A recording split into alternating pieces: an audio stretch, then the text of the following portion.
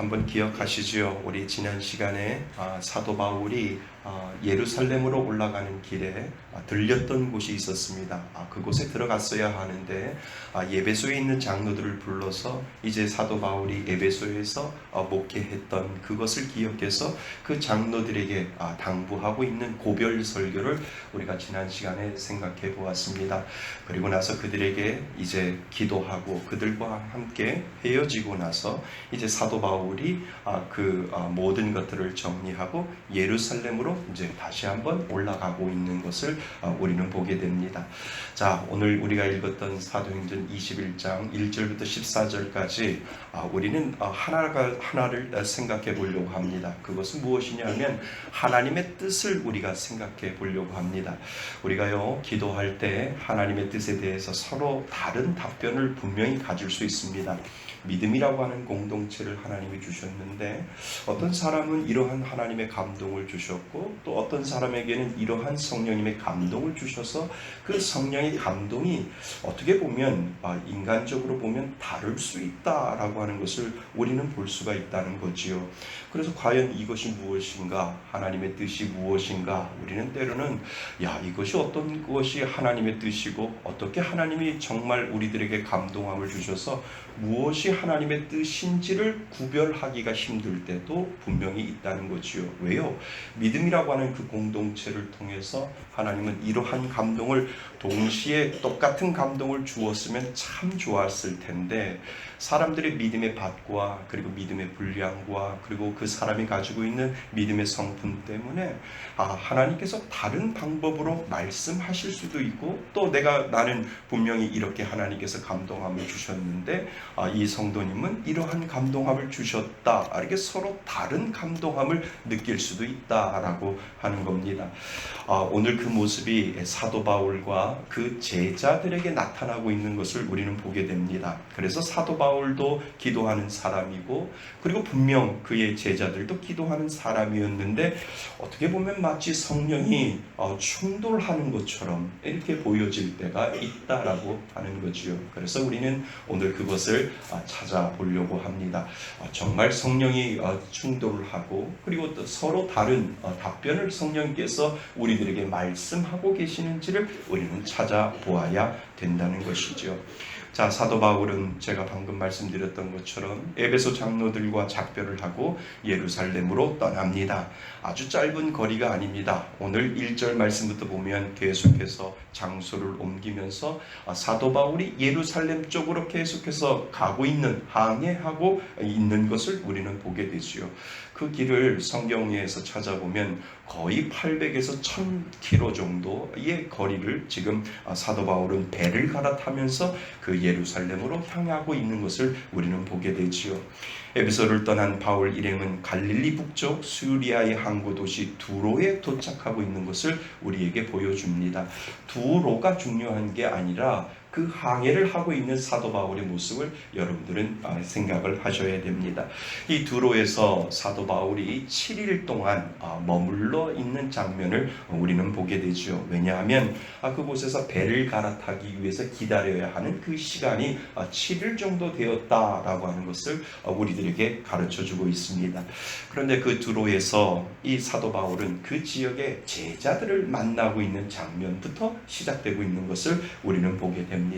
이 두로에서 만난 제자들은 성령의 감동함으로 바울에게 예루살렘으로 올라가시면 안 됩니다. 이렇게 이야기하는 장면이 나오게 되지요. 그래서 우리가 아까 읽었던 4절 말씀을 다시 한번 읽어보셔야 됩니다. 우리 4절입니다. 시작. 제자들을 찾아가 거기서 이레를 머물더니 그 제자들이 성령의 감동으로 바울더러 예루살렘에 들어가지 말라 하더라. 두로라고 하는 지역에서 제자들을 만났는데 사도 바울의 그 제자들이 사도 바울 선생님 예루살렘으로 올라가지 마십시오. 성령님이 우리들에게 감동함을 주셨는데 예루살렘에 올라가시면 안 됩니다. 이렇게 이야기를 하는 장면을 지금 우리가 방금 읽었습니다. 그래서 바울에게 예루살렘으로 여행할 것을 멈출 것을 권하고 그것은 하나님의 성령님이 우리들에게 주시는 것이 아닙니다. 라고 이 제자들이 사도 바울에게 그렇게 이야기를 하고 있다라고 하는 거죠. 그렇다면 우리는 여기서 질문 하나를 던지셔야 됩니다.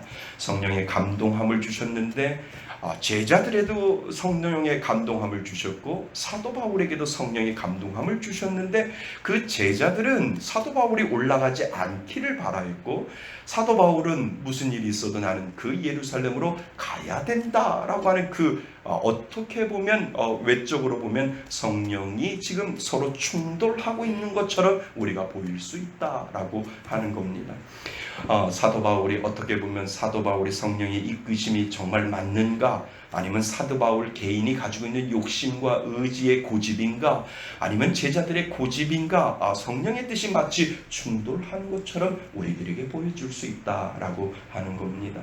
제자들에게 성령님은 마치 사도 바울이 예루살렘에 들어가는 것이 잘못된 것입니다. 지금 시점이 아닙니다. 지금 예루살렘에 들어가면 안 됩니다. 성령님이 우리들에게 그러한 감동함을 주셨기 때문에 하나님의 뜻은 예루살렘에 올라가는 것이 아닙니다. 라고 하는 것처럼 그렇게 들릴 수가 있다라고 하는 거지요. 여러분들은 어떻게 생각합니까? 그러나 그런 의미가 아니겠지요. 분명 사도 바울에게나 그의 제자들에게 동일하신 성령님이십니다. 아멘.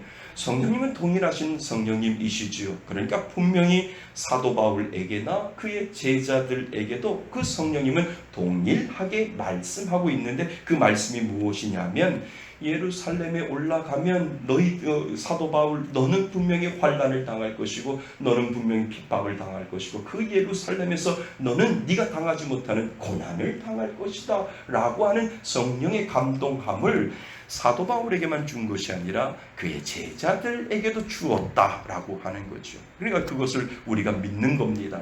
동일하신 성령님은 제자들에게도 그 환상을 보여주셨고 그 감동함을 보여주었고 사도 바울에게도 그 환상을 보여주었고 사도 바울에게도 그 감동을 주었다라고. 어떤 감동?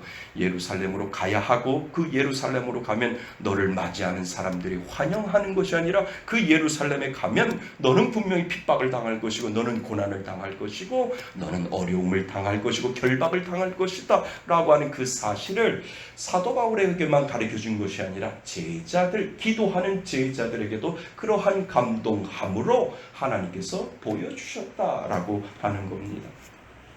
그러니까 성령님이 제자들에게 바울이 예루살렘에 당할 환난을 보여주셨지요. 그것을 본 제자들은 사도 바울이 당할 고난을 생각해서 만류하고 있는 겁니다. 그러니까 가면 안 됩니다. 하나님의 뜻이 아닙니다가 아니라 거기에 간다 할지라도 고난이 그곳에 기다릴 것이고 그곳에 가면 사도 바울 선생님이시여 어려운 일들이 분명히 있을 거니까 요 시기만은 제발 피해 주셨으면 좋겠습니다 라고 하는 그 만류를 그 제자들이 지금 사도 바울에게 하고 있는 것이죠. 그러니까 그들에게 보여준 것은 사도 바울이 당할 환난을 보았기에 사도 바울이 그곳에 가지 않았으면 하는 인간적인 마음이 그 제자들에게 있기 때문에 그 제자들이 사도 바울 선생님 제발 이번만은 피해 주십시오 라고 하는 그 인간적인 마음이 그 안에 들어있음을 우리는 보게 됩니다.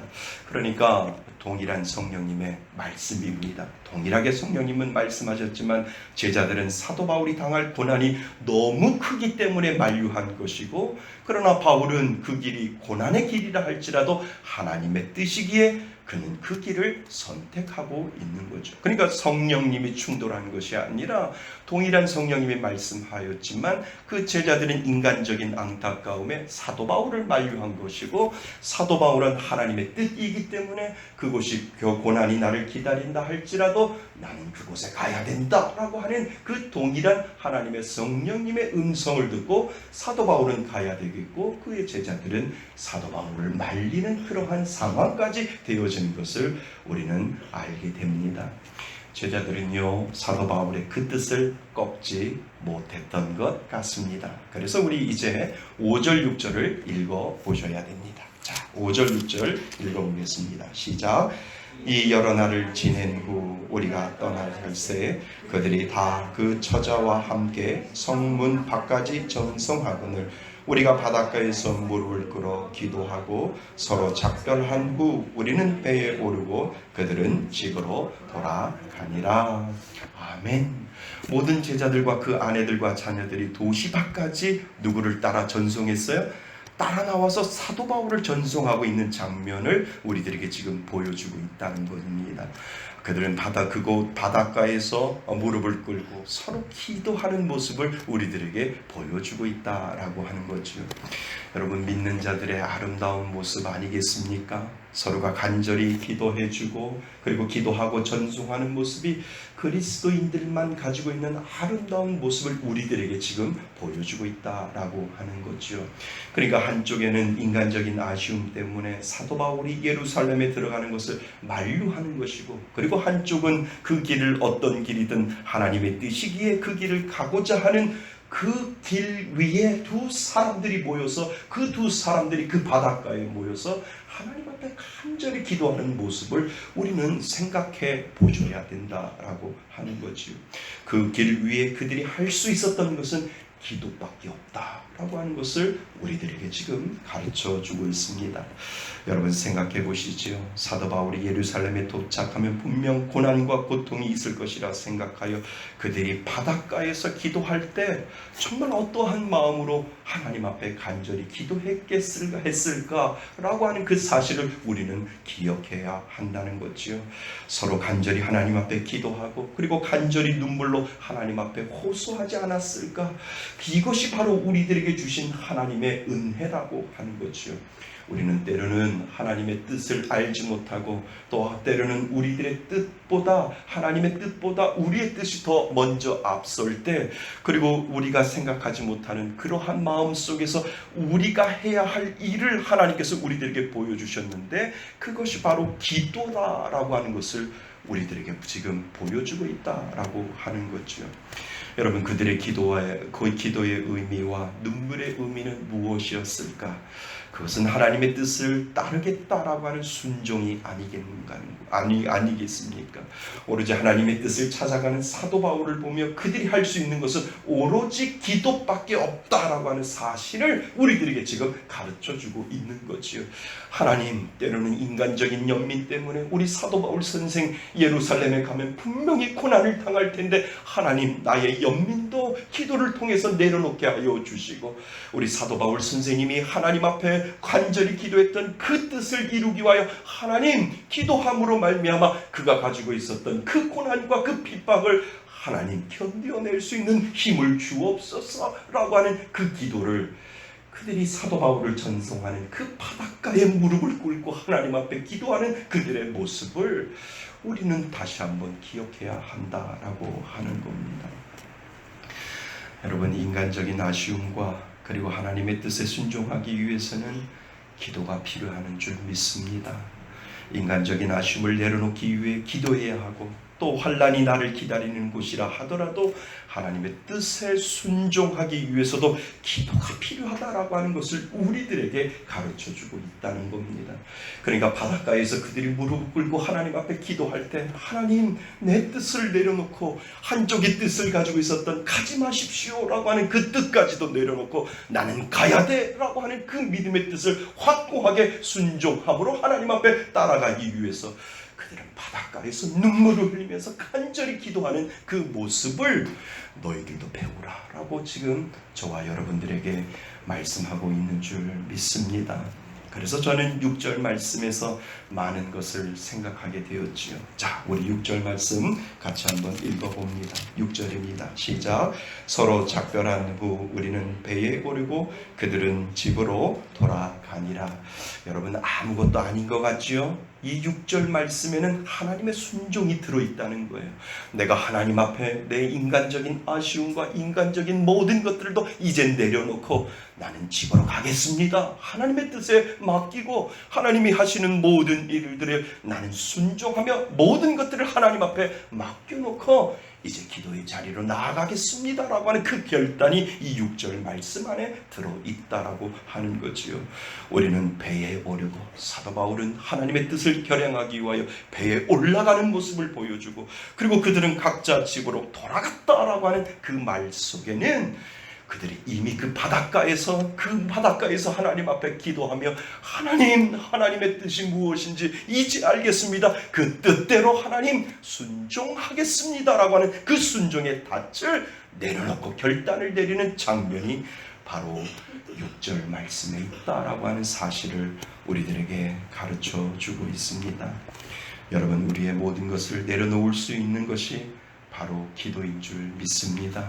인간적인 모든 생각도 하나님의 뜻에 모든 것을 내려놓을 수 있는 힘이 바로 그 기도를 통해서 하나가 되는 하나님의 놀라운 역사가 그곳에서 이루어지는 줄 믿습니다. 분명히 다른 마음으로 하나님 우리 사도 바울 선생님 좀 막아주세요. 다른 마음, 나는 어떠한 일이 있어도 가겠다라고 하는 그 다른 마음으로 하나님 앞에 간절히 기도할 때 그들은 하나의 마음으로 순종하며 하나님의 뜻에 따라서 우리는 사도 바울을 보내겠다라고 하는 그 마음의 결정이 순종함으로 그 바닷가에서 이루어지고 있는 것을 우리는 보게 되지요. 우리가 개척할 때 기도하지 않으면 우리들 마음 가운데 순종이 없었잖아요. 저는 지금도 생각해보면 우리가 개척할 때 기도의 밑바탕이 되어지지 않았으면 우리 교회는 세워졌을까라고 하는 그러한 생각이 들었습니다. 그때도 제 마음속에 무슨 마음이 있었냐면 그래도 좋은 편안한 곳에 가서 청빙받아서 좋은 곳에 가서 하나님 앞에 영광 돌리며 살면 더 좋겠지라고 하는 그 마음이 제 마음속에 있었습니다. 그래도 못해도 외국에 가서 유학도 갔다 왔는데 그래도 공부도 할 대로 했는데 그래도 좋은 곳에 청빙받아서 가야지라고 하는 그 마음이 있었다는 거죠. 그런데 그것은 제 의지고 제 뜻이라는 거죠. 하나님의 뜻과 하나님의 의지는 그 안에 없었다라고 하는 겁니다. 그래서 뒤돌아보면 하나님 앞에 참 감사한 거, 하나님 우리 말씀의 숲교회 기도의 시간으로부터 시작되게 해주셔서 감사합니다. 기도의 그 발판을 통해서 나의 뜻을 내려놓고 하나님의 말씀에 순종하게 하시고 그 말씀대로 하나님의 뜻에 따라 말씀의 숲교회를 시작하게 해주시니 참으로 감사합니다 라고 하는 그 감사가 이 말씀을 묵상하면서 제 마음속에 들었습니다. 만약에 기도하지 않았다면 하나님이 그 은혜를 주셨을까? 기도하지 않았다면 하나님 앞에 그 순종함을 드리지 않았다면 여전히 나는 살아서 내가 원하고 있는 일을 하려고 했을 텐데 라고 하는 그러한 생각이 들었습니다. 사랑하는 성도 여러분, 그래서 우리는 기도가 필요한 줄 믿습니다. 서로를 위해 간절히 기도하며 하나님의 뜻을 온전히 찾아갈 수 있도록 계속해서 중보 기도할 때 우리는 내 뜻을 내려놓고 하나님의 뜻에 순종하며 오늘도 살아갈 수 있는 줄 믿습니다. 인간적인 안타까움보다 주의 뜻을 찾아가는 그 길 위에 간절히 기도하고 기도해 주는 것, 그것이 바로 우리들에게 주시는 하나님의 믿음의 공동체인 줄 믿습니다. 그래서 믿음의 공동체는 기도가 빠지면 아무것도 아니에요. 기도가 빠지면 그 안에 생명이 없는 겁니다. 기도할 때 그 안에 하나님의 뜻을 발견하게 하고 그 뜻대로 하나님 앞에 순종할 수 있는 그 길을 우리들에게 하나님께서는 분명히 보여주신 줄 믿습니다. 그래서 우리 말씀의 숲교회는 이 강가에 모여서 사도 바울과 그 제자 두 로에 있는 제자들이 하나님 앞에 간절히 기도했던 그 모습을 우리는 늘 마음속에 담아 있어야 됩니다. 그래서 그 마음으로 하나님의 뜻을 발견하고 그 마음으로 하나님의 뜻을 찾아나가며 하나님의 뜻에 순종하며 살겠습니다 라고 하는 그 믿음의 고백을 올려드릴 때 그것이 바로 진정 살아있는 믿음인 줄 믿습니다. 그 제자들과 그리고 사도 바울은 그것을 우리들에게 지금 보여주었습니다. 그래서 그 뜻대로 살아갈 수 있는 저희들 될 수 있기를 바랍니다. 자, 그런데 동일한 또 하나의 일이 오늘 본문에 보면 나옵니다. 사도 바울은 두로에 있는 제자들과 눈물의 작별을 하고 나서 그 다음에 도착하는 지역이 어디냐 하면 가이사라라고 하는 곳에 도착하고 있는 것을 우리는 보게 되지요. 사도 바울은 그 가이사라 중에 빌립, 옛날에 일곱 집사라고 있었는데 그 빌립 집사의 집에 머물게 되는 것을 우리는 보게 됩니다. 그런데 그곳에서 또 하나의 사건을 우리들에게 이 사도행전을 쓴 누가는 우리들에게 보여주고 있는 것을 보게 됩니다. 유대에서 온 선지자 한 사람이 있는데 그 사람의 이름이 뭐라고 되어 있습니까? 아가보라고 하는 사람이 이름이 등장을 합니다. 그는 예언을 똑같이 하게 되는 것을 우리는 보게 되죠. 이 아가보는 성령의 말씀이라고 하면서 독특한 이 퍼포먼스, 우리가 퍼포먼스를 보여주고 있는 것을 우리는 보게 됩니다. 그러니까 보여주는 것은 말로만 하는 것보다 더 강한 충격을 주게 되는 것을 우리는 알게 되죠. 그러니까 그 퍼포먼스를 통해서 유대인들이 바울을 결박해서 이방인의 손에 넘겨준다는 아주 구체적인 설명을 하고 있는 것을 우리는 보게 되죠. 그러니까 아마 아가보가 어떤 사도 바울이 가지고 있는 끈을 가지고 사도 바울의 손을 묶었을 겁니다. 그리고 그 손을 묶어서 사도 바울이 끌려가고 있는 그 모습을 그대로 그 어귀에서 아가보가 연출을 하고 있는 것을 보게 되지요. 그러니까 그 전에 두로에서 사도 바울이 예루살렘에 들어가지 못하게 하는 것을 제자들이 들어가지 못하게 말리는 장면이 있는데 똑같은 일들을 이 아가보가 예루살렘에 들어가시면 안 됩니다. 당신은 분명히 이렇게 묶여서 예루살렘에 가면 결박을 당할 것이고 그곳에 가면 안 됩니다. 성령님이 나에게 감동하셔서 이렇게 말씀하셨습니다. 라고 하는 그 퍼포먼스를 아가보가 지금 사도 바울에게 그리고 그 지역에 있는 사람들에게 지금 보여주고 있는 것을 우리는 보게 됩니다. 그러니까 성령님은 바울이 예루살렘에서 환난당할 것을 반복해서 알려주고 있는 것이 있지요.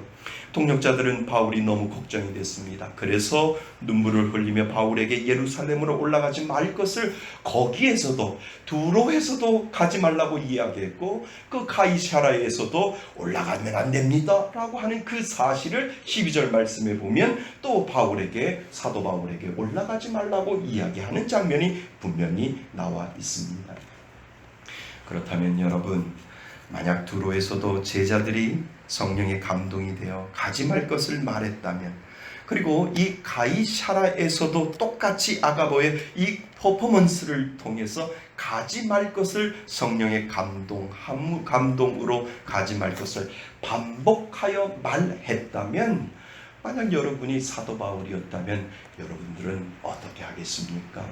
저 같으면 이거 하나님의 뜻 아니야? 이렇게 생각하지 않을까요? 만약에 여러분들이 어떠한 결정을 해야 하는데 제가 가서 가지 마세요 라고 얘기했는데 그 다음날 권사님이 가서 내가 기도했더니 가지 말라고 하는데, 그러면 여러분들은 어떻게 해요? 웃기지 마 라고 생각할까요? 아닐 거예요. 분명히 이렇게 이야, 동일하게 말씀하시는 성령님, 가지 말라고 말씀하셨으니까 내가 가지 말아야 되겠다라고 하는 그런 생각을 하지 않겠습니까? 지금 이 상황이라는 거지요. 사도 바울이 지금 그 상황에 걸린 겁니다. 내가 두로에 갔더니 제자들이 가지 말라고 이야기하네. 그런데 이 가이사랴에 왔더니 아가보라는 사람이 퍼포먼스를 통해서 당신이 이렇게 끌려가는 것을 지금 내가 나에게 환상으로 보여주셨으니까 당신은 가면 안 됩니다 라고 했을 때 사도 바울이 어떻게 생각하겠는가? 만약에 여러분들이 사도 바울이 입장이었다라고 한다면 어떻게 생각하겠는가? 라고 하는 것을 우리는 생각해 보셔야 된다는 겁니다. 똑같은 하나님의 말씀이 반복적으로 가지 말 것을 나에게 말하고 있다. 하나님의 뜻은 가지 말라고 하는 것인데 혹시 나의 의지와 또는 욕심 때문에 그런 것은 아닌가라고 하는 그러한 생각을 분명히 우리는 하고도 남을 것이다 라고 하는 겁니다.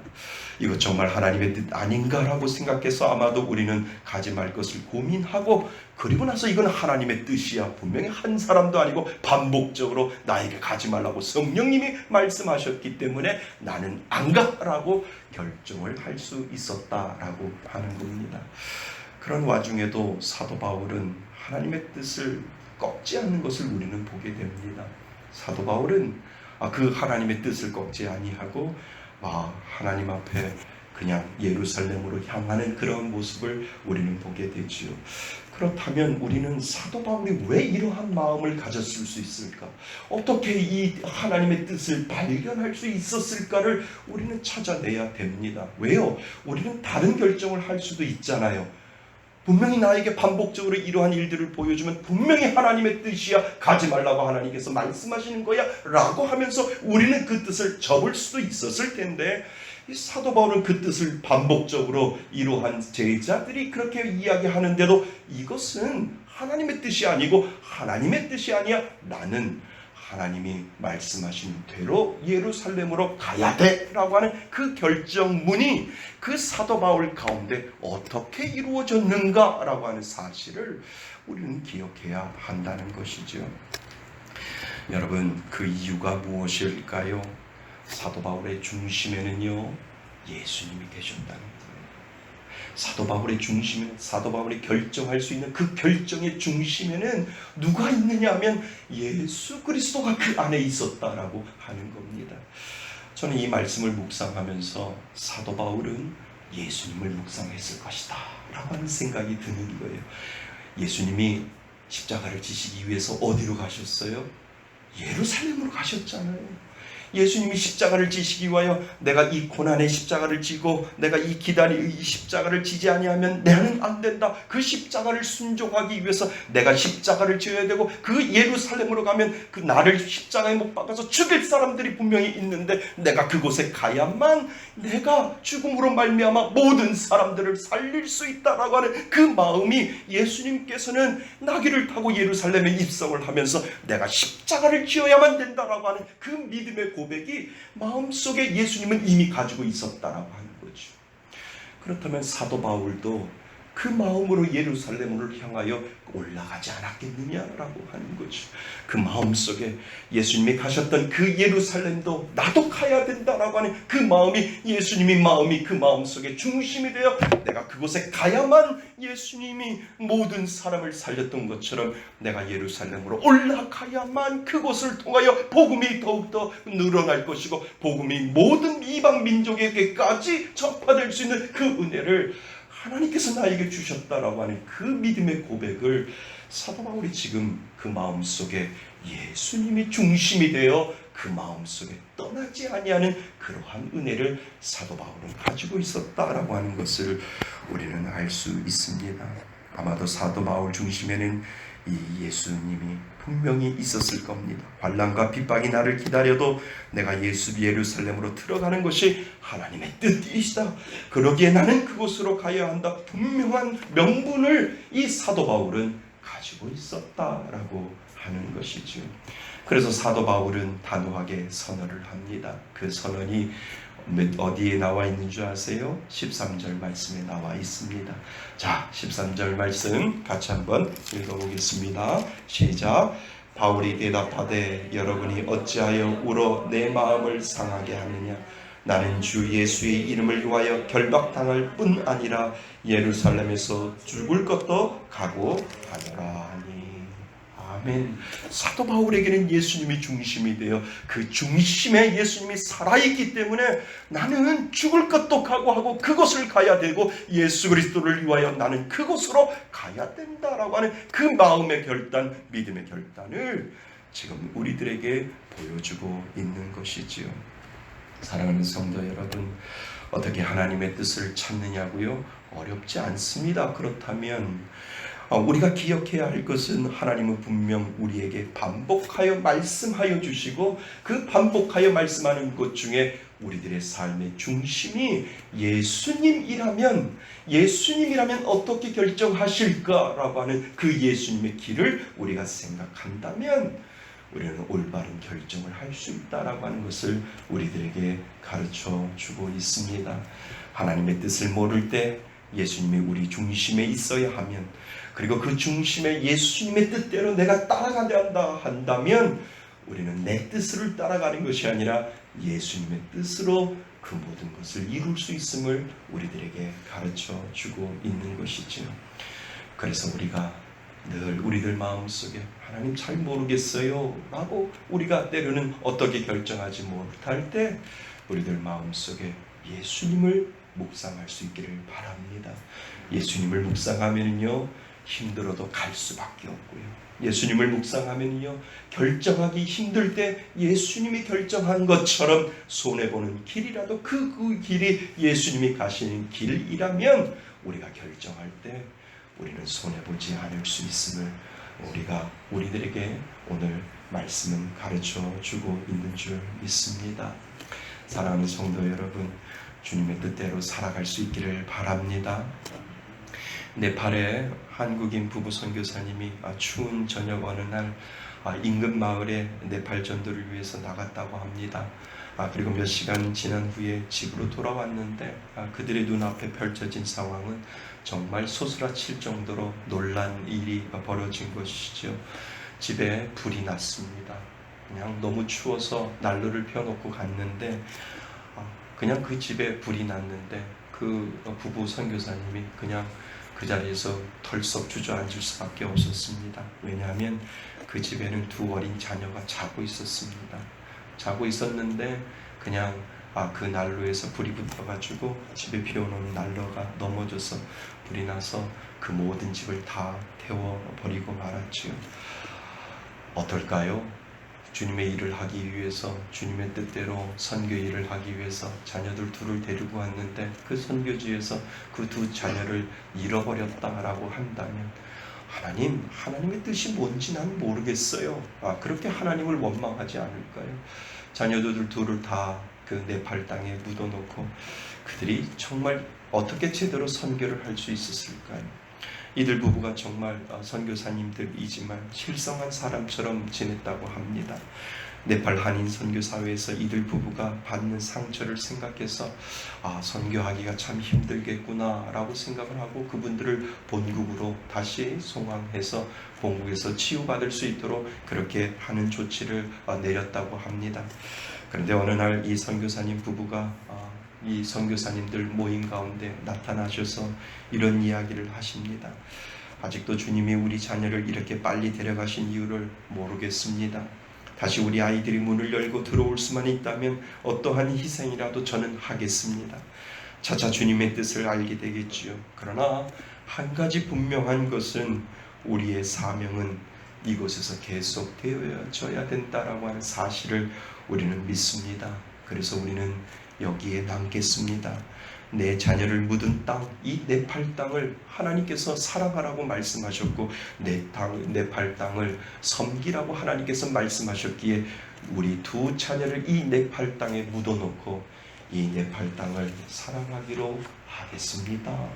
이 믿음의 고백을 이 두 선교사님 부부가 그렇게 했다는 것이죠. 여러분, 고통스럽고 힘든 일이라도 그것이 하나님의 뜻이라면 우리는 순종하는 것이 하나님의 뜻인 줄 믿습니다. 그 뜻을 잃지 않기 위해서는 우리의 중심이 누가 있어야 되지요? 예수님이 우리들의 삶의 중심이 있어야 되지요. 예수님이라면 어떻게 하셨을까? 라고 하는 그 질문으로부터 하나님의 뜻을 찾아갈 때 우리는 우리들의 뜻을 내려놓고 하나님의 뜻을 오늘도 찾아갈 수 있는 사람이 되는 줄 믿습니다. 늘 우리들 마음속에 예수님이 중심이 될 수 있기를 바랍니다. 사랑하는 성도 여러분, 우리는 궁극적으로 하나님의 뜻이 이루어지기를 구합니다. 우리에게 하나님께서는 기도라고 하는 것을 주셨습니다. 성령님이 마치 충돌하는 것처럼 보여도 우리들 안에 기도라고 하는 그 자리를 하나님께서 주셔서 기도하면 하나가 되고 기도하면 하나님의 뜻을 구할 수 있는 그 은혜의 요소를 하나님은 저와 여러분들에게 그리고 우리 말씀의 숲교회에 기도라고 하는 그 은혜를 주신 줄 믿습니다. 그리고 그 뜻을 이루기 위하여 우리들의 삶의 중심은 누가 되어야 된다고요? 예수가 되어야 되는 줄 믿습니다. 우리들의 결론도 예수가 되어야 되고 우리들의 중심도 예수가 되어야 되고 우리들의 모든 해답도 예수가 된다면 그 뜻을 이루는데 우리들은 결코 실수하지 않을 것을 오늘 성경은 저와 여러분들에게 말씀하고 계시는 줄 믿습니다. 우리의 삶의 주의 뜻이 이루어지기를 오늘도 소망하며 하나님의 뜻대로 오늘도 순종하며 살겠습니다.